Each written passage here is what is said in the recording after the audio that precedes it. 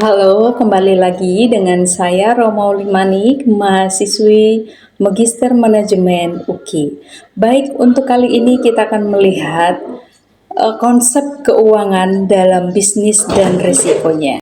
Yang perlu kita perhatikan dalam konsep keuangan bisnis dan risiko, yaitu yang pertama working capital management atau manajemen modal kerja. Working capital management merupakan proses pengelolaan aset lancar dan kewajiban lancar perusahaan untuk memastikan operasi bisnis sehari-hari berjalan dengan lancar dan efisien.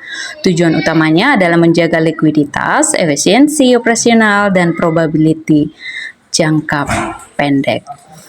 Komponen utama modal kerja yang dikelola yaitu meliputi kas, lalu persediaan, dan juga piutang dan utang dagang.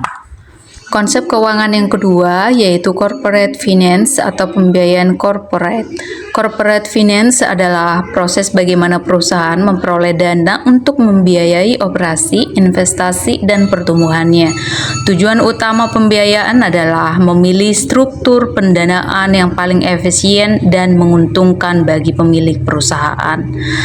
Jadi, corporate finance membantu perusahaan memilih strategi pembiayaan yang efisien, lalu menjaga struktur modal sehat, serta mendukung pertumbuhan jangka panjang. Konsep keuangan yang ketiga yaitu fraud risk management. Fraud risk management adalah proses sistematis untuk mengidentifikasi, mencegah, mendeteksi, dan merespon kecurangan atau fraud dalam organisasi.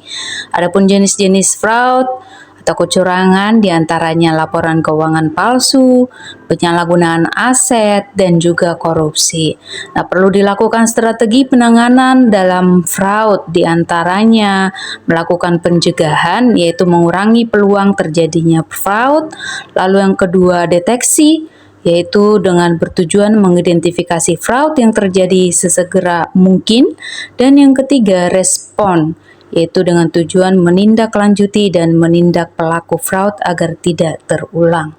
Konsep keuangan yang keempat yaitu restrukturisasi corporate, yaitu strategis yang dilakukan perusahaan untuk mengubah struktur operasional, finansial, atau kepemilikannya guna meningkatkan efisiensi, daya saing, atau kelangsungan bisnis.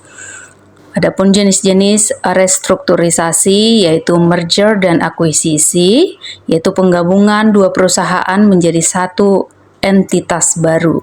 Yang kedua divestasi, yaitu penjualan sebagian aset, unit bisnis atau anak perusahaan, dan yang ketiga spin-off, yaitu pemisahan unit bisnis menjadi entitas terpisah dengan kepemilikan saham yang bisa tetap dimiliki oleh perusahaan induk atau pemegang saham lama.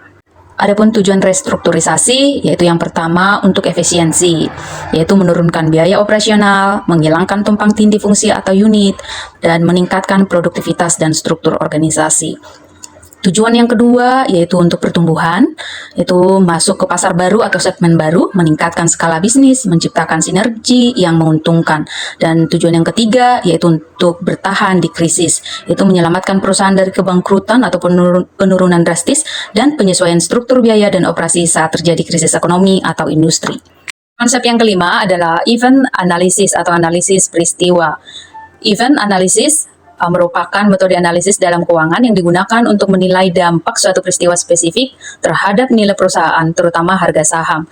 Adapun peristiwa yang dimaksud bisa berupa pengumuman merger atau akuisisi, lalu rilis laporan keuangan, pengumuman dividen, perubahan manajemen, dan kebijakan pemerintah.